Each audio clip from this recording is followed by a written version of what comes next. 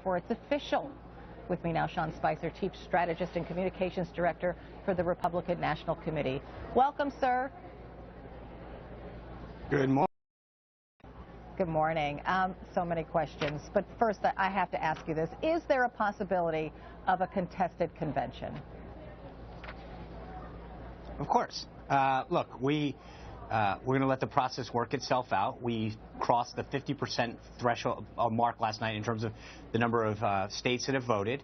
And as Sarah Murray just reported, there's 3 candidates now who believe that they have a path to the nomination.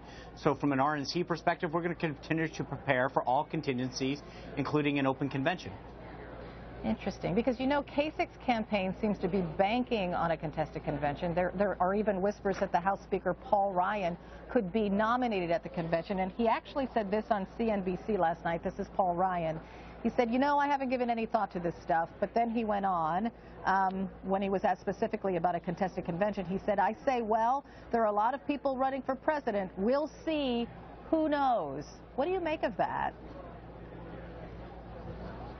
I don't. I feel pretty confident, not just pretty confident, I feel confident that the nominee of this party will be one of the remaining 3 individuals that is currently in the race. And the possibility of a contested convention, is it because so many Republican leaders are concerned about Trump's high negatives? And I'll give you an example. When you look at the exit polling, so few minority voters turned out at the polls for Trump in Ohio, North Carolina, Illinois, and Missouri. They didn't even register. Even in Florida, where there's a huge Hispanic population, Trump only scored 27% to Rubio's 52%. Won't this be a problem in the general election because Hillary Clinton cleans up with those voters?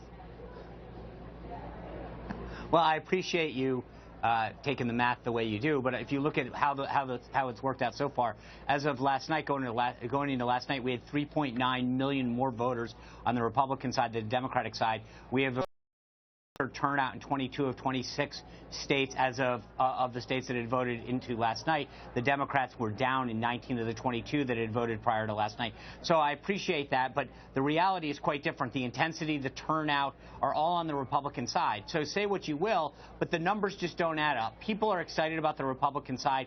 The fact of the matter is that when you look at Hillary Clinton's numbers, there's nothing, I mean, her negatives are through the roof. There's a looming FBI investigation over her head. There's questions about whether she'll be indicted. I'm very confident that our party will do very well in November, and I appreciate all the media concern about it, but I think we will take back the White House in November. Okay, one more question about a possible contested convention, because there are fears that if that happens, it could get violent. This is what Tony Fabrizio, a GOP pollster, told Politico, quote, only in the minds of the delusional D.C. establishment is there a brokered convention at this point. And if the elites try and steal the nomination from Trump, the riots at the 68 Democratic convention will look like a garden party. Donald Trump himself even hinted that there might be violence if there is a contested convention. Let's listen to what he said on New Day this morning.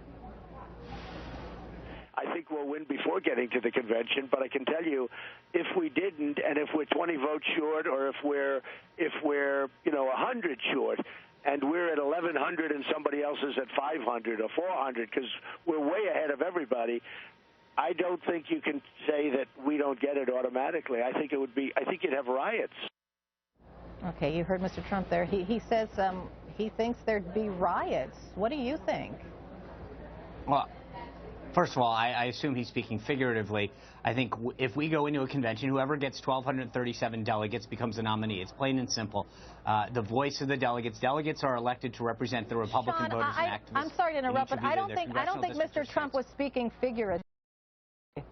I don't think he was. I think he was serious. Then you should ask him, Carol.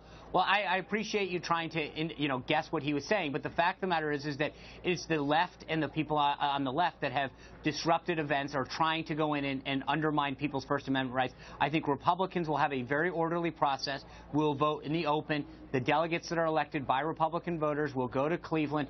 If we get to a point where there needs to be more than one ballot, we'll do it in a very orderly and transparent way, and we will pick a nominee and go on and win in November.